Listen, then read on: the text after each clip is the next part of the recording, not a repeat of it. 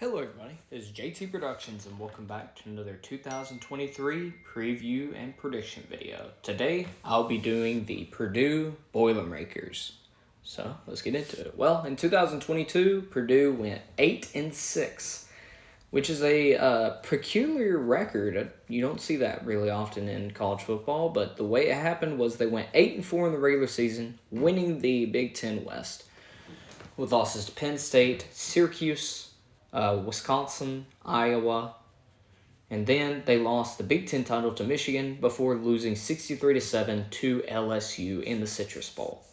So not a bad season. Their first time winning the Big Ten West in a long time. And I'd say that not bad for them, but one thing leads to another, and their coach left them. Yes, Jeff Brom left Purdue to go to Louisville, and in comes their new head coach, Ryan Walters. And they also have new offensive coordinator, Graham Harrell, who came over from West Virginia. So we'll see how it shakes out for them. Looking at their roster, their quarterbacks, they have a Hudson Card, redshirt junior, coming in from Texas, and Bennett Meredith coming in from, Arizona State. So a little quarterback battle there. We'll see how it shakes out. You have Devin Mockabee at running back, Tyrone Tracy, wide receiver. You have Mershawn Rice, Jamal Edrin coming in from FAU. You have Abdur-Rahman Yashin. You have TJ Sheffield. You have Deion Burks and Elijah Canaan. Garrett Miller, Paul Peferi, and Ben Furtney make up the tight ends. On the offensive line, it's you have two young guys and you have three older guys, including a transfer, Jalen Grant from Bowling Green. So with that, let's look at the defense. You got some transfers. Jeffrey Mba coming in from Auburn. You got Malik Langham coming in from Vanderbilt. You got Salem Turner Mohammed coming in from Stanford. And Marquise Wilson coming in from Penn State. Other than that, Cole Brevard, Nick Skirton, Clyde Washington, O.C. Brothers, and Kydron Jenkins make up the front seven.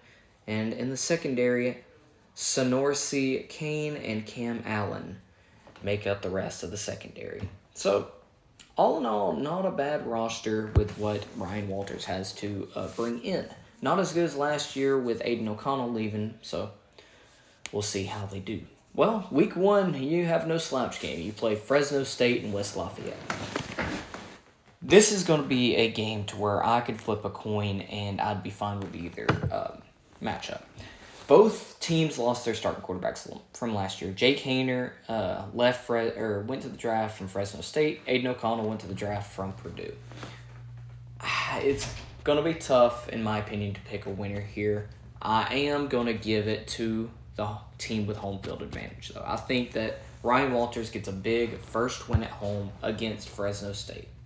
Then you go on the road to Blacksburg. If this was a couple years ago, it would be a tough game for Purdue. However, I think that they get a big win here. I don't think Virginia Tech's offense is going to be anywhere in the realm of anything at this point in the season. So I think you start out 2-0 before playing Syracuse at home. Now, Syracuse is a interesting team. They had a pretty good start to the season last year, but ended up losing a couple of games in a row before losing in their bowl game, I believe. And they lost their running back, Sean Tucker, to the NFL draft. With that being said, I think Purdue I think they lost last year to Syracuse. Let me see. Yeah, they sure did. I think they're going to be wanting revenge here. That's why I picked them to win. So 3-0 before playing your first Big Ten game at home against Wisconsin. This is a tough pull. This is a tough stretch of games. You play Wisconsin, Illinois, at Iowa, and Ohio State. Tough news for you. I think you lose all four of these games.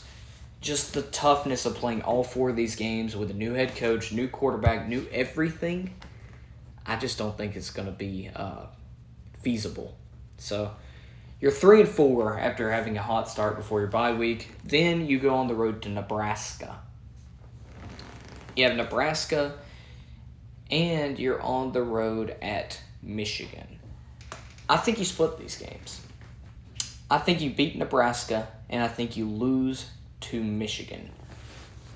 With the bye week happening right after the Ohio State game, you have some time to reassess, look at what you need to do, look at how Nebraska has been playing, and I think you're going to be able to get a big needed win to go to 4-4 before playing on the road at Michigan, where you're going to lose. Get back to 4-5. Then after that, you play Minnesota, another tough game, and I think you lose that one as well. Minnesota is very good coached team with PJ Fleck, and I think it's going to get the better of Ryan Walters. I do think you beat Northwestern on the road the next week before coming back home to play Indiana. I